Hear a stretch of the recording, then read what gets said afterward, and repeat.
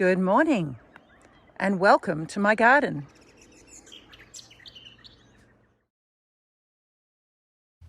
Have you added up the amount of time it takes you to water your garden with a hose? I mean, it might be lovely standing contemplating your garden and paying attention to what's growing, but it can burn up a lot of time in the garden. So I have installed a watering system that has allowed me to link all of my beds together, and I can choose how I spend my time out in the garden. Maybe not standing holding a hose, maybe using my pruners instead. So let me take you on a tour of my watering system and let me show you how I set it all up and all the components that are involved. Typically for a watering system, I will use a dripper hose like this one here. They have a dripper every 30 centimeters. The water speed running through the hose is regulated, so it comes out of every hole at the same speed. When we look inside that, we can see there's a little cartridge there. Its function is to regulate the water that drips out the holes. This function allows this water hose to be rated at 2 litres per hour. So if I leave this hose on for an hour, there'll be 2 litres of water coming out of each of those holes. This is a different brand. In fact, this brand is quite old, and I probably bought it at a bulk department store. If you look inside, it's got some blue stuff around it, so that regulates the water. Each of the drippers will water the diameter of 30 centimetres, so that will drip directly on the ground and it'll go directly into the soil. It's not going to run off. So with 3 lines of those 30 centimetres apart, I'll be able to effectively water about 1.10 meters, which is about how wide this garden bed here is. These are the new clips that I've been using on this watering system upgrade. You can see they're metal and they've got a part to grasp. You push them together and then they clip into place. This is a tool I've been finding most useful. You see it's got a groove there that allows it to capture it. It can open quite wide enough to grip it and then pull it back together. Bit hard to do with one hand, but that's the action. And there it goes. So I've been putting them all along here and they grip a lot stronger than the plastic clips. There's the plastic clips that I used to use, and they often crack and they slide away from where they've been put, meaning they've got a less tight seal along the flange of the joiner. Now this here is an example of the corner assembly I used to use. Involves a 19 to 19 mil corner and a 19 to 13 mil reducer. Now the kind gentleman at Irrigation Hub showed me some different pieces that would be significantly cheaper. And here is the new assembly he suggested. Now it's cheaper, partly because these 2 pieces work out cheaper than these 2 pieces, and also because 2 clips here. We have 1, 2, 3, 4 clips to go on here. So at this stage, I'm using up the material I have. I'm actually running out of 19 mil clips. So I'm definitely going to be using this assembly until I've used up all these. Down here I have a tap which allows the water to go into the system. Now, when I get this finished, this will actually be joined up to an underground feeder line that will run up there. It'll all be connected to my main system. So I've just temporarily put on a tap connector so I can water this bed by itself. Another feature I really appreciate being taught about is this flush function. So this part of the system allows water to flow through it when it first starts, but then through pressure build-up, it actually shuts off the water running at about 10 seconds in. So effectively you get your system flushed every time you turn the hose on. And I'm rather thankful for that. What I was doing originally was putting another tap at this end so I could turn it on and turn it off. But this will make the process so much easier. Okay, so this is why I'm checking it now, and I can see that there's a lot of water leaking here. It's coming from somewhere in these joins, perhaps that one. and that looks like a crack just here. So I'm going to have to pull that one apart. So one of the joys of using recycled parts is that it will often drip.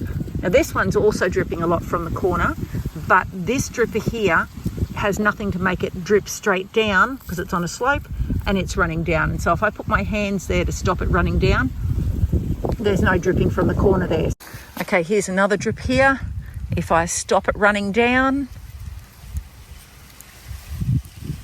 I think there's a problem with either that joiner or the pipes that were joined.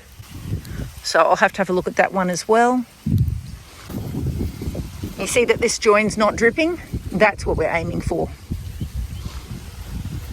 But that's why we check watering systems after we've joined them up to see if they're working and if there's a problem. Well, I'm very excited to have my watering system all renewed. It had a number of problems, including the taps weren't working and it was leaking in a number of places and some of the joins were leaking. Most of the pipe I'm using, I've used it before. I've had it in different arrangements in different gardens that I've had. This is new pipe here, but these little bits here are recycled, reused. The drippers are supposed to be 30 centimetres apart for proper coverage.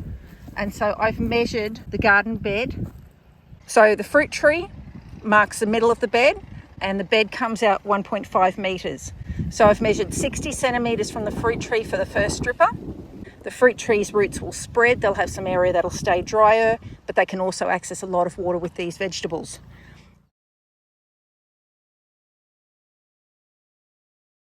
It has shown me that my veggie garden is a little bit narrower than I intended it to be.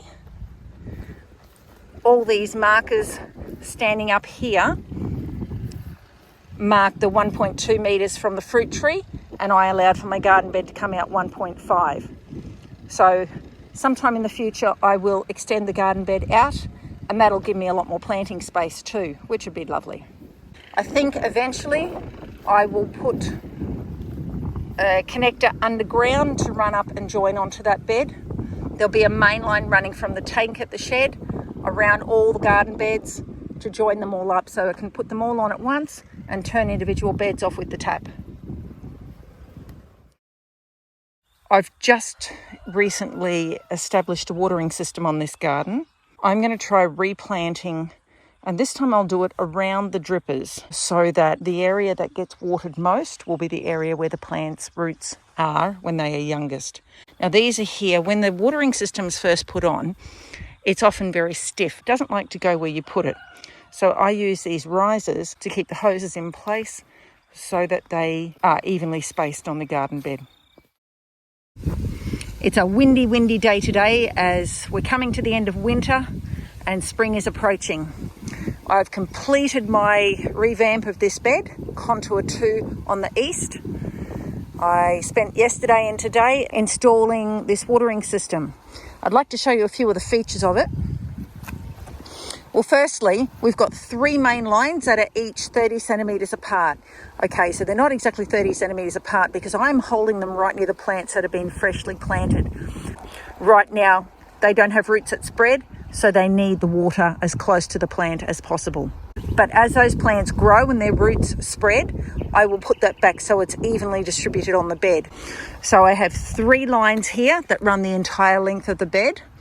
You'll see that I've got metal clips here. When I first started making watering systems, it was all plastic clips. A lot of them broke, some of them I didn't tighten enough, some of them I over-tightened. So I've now moved to metal clips.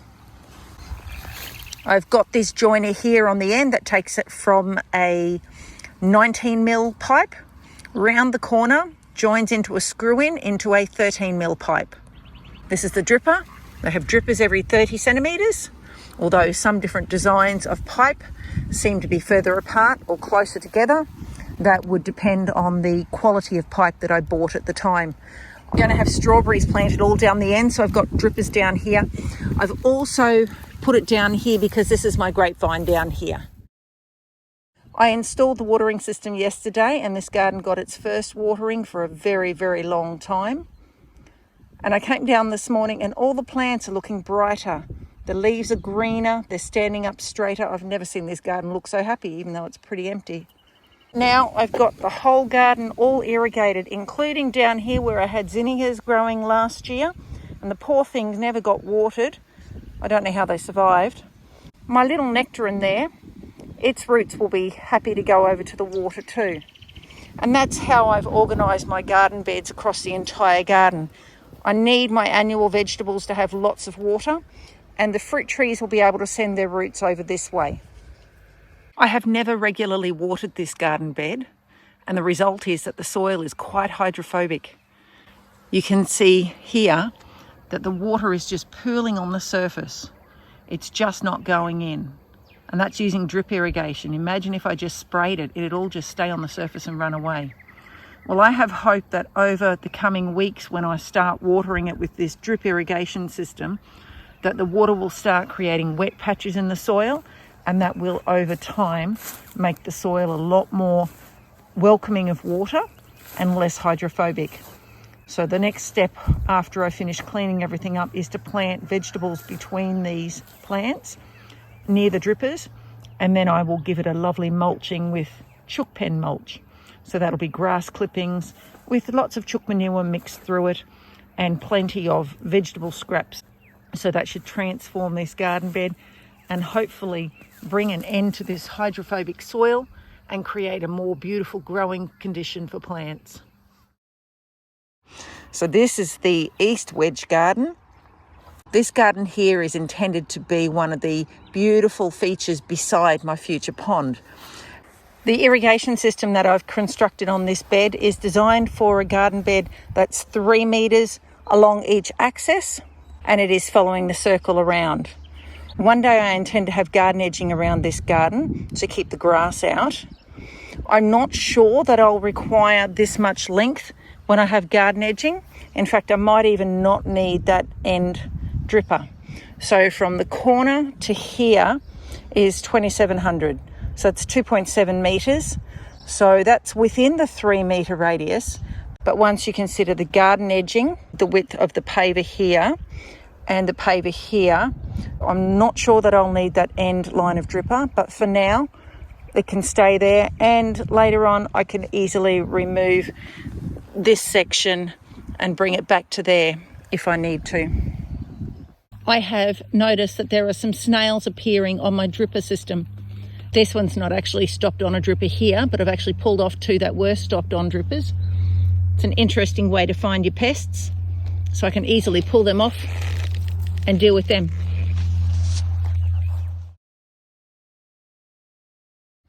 In the last few weeks, I have cleaned up the eastern side of the garden. I've weeded, I've planted, and I've put in new watering systems. And today I finished that task. I have connected it up to a hose, and all the systems are connected up together. Now you can see the hose came in here at the top of the garden, and it runs down to this point. At this, it's the first place where the tap takes it into the wedge garden. I now have the pipe going under the grass. You can see I've got a larger diameter pipe. That is there so that the mower can run over it without me being afraid that it's going to squash this pipe, which it could easily do, which could pinch it and puncture it. I have got a join here, but I have avoided at all costs having a join inside this pipe. I like being able to see where the problem is because it's easier to solve it when you can find it. Contour 1 has its watering system here. You can see I've got a long piece coming down here so I can have flowers coming from my arbour, but I've not watered my fruit trees. Fruit trees generally have very wide-spreading roots, and they will be capable of getting water from the watering system that's watering the vegetables. So the nectarines have started flowering and growing leaf since I started watering them, so they are appreciating the water. Yeah, they've all really appreciated the new watering system. We've got lots of flowers coming all over. Again, the main line runs from the first bed into the second and then onto the third. Now this is the end of the line at this stage, so I haven't got another main line running off. I've just got the tap running here. Yeah, I put the tap going the wrong way. Generally I like having the tap pointing to the direction the water flow will go. This time I messed up, but that's all right. I've created 2 lines down here, a loop that runs down here, so that can water both the strawberries and my roses along the edge of the bed. It's also able to water my new grapevine that's just got its first new leaves on it for the season. It's a good idea to place your drippers before you place your plants. You can see here that the drippers are evenly spaced, but when they get here, they're kind of pulled in tightly. Well, that's because I didn't have the drippers down when I planted my strawberries and rhubarb. I planted the rhubarb too far this way, and so I needed to move the dripper so it could water the rhubarb properly. If I put the dripper below the rhubarb, the water runs downhill and doesn't get the new plant with the small roots. Perhaps when the plant gets older, I can move the dripper to the other side and spread it out properly. You can see that particularly here where there's not much space between the dripper lines, but that's the problem I've created. Maybe in the future I can move the rhubarb and move the dripper lines, but for now it's going to have to go there. And this should really come back up here beside the strawberry. These drippers are capable of watering a 30 centimetre circle, and so they don't need to be that close, but while I've got these plants planted where they are, that's where they're going to have to go. I had a rhubarb plant here, but the dripper was below it, and I think the little seedling couldn't survive because the water wasn't coming to its roots when it was so young, so that one's died off. And you can see the drippers here are pulled close so they can be closer to the plants. Now at the end of each bed, I have a flushing system. This allows the water to flush through it when it first starts up, flushing all the dirt and any insects that may have got in, flushing them out. Once that has flushed out, the pressure then seals it so it's not dripping anymore. There is a bit of dripping happening here, and I think it's coming from here, which is potentially a sign that I haven't tightened that tight enough. These drippers work best on low pressure, so having so many drippers on the one circuit is completely fine. It just means the pressure's low and it's better for the drippers. And it means that I can run it all at once. Eventually, I'm going to hook them all up through here underneath the arbor. Each garden bed will have its own tap, but it'll all be on one main line. So once I've got my hose attached, I just need to alter the taps for each bed to determine which one gets the water.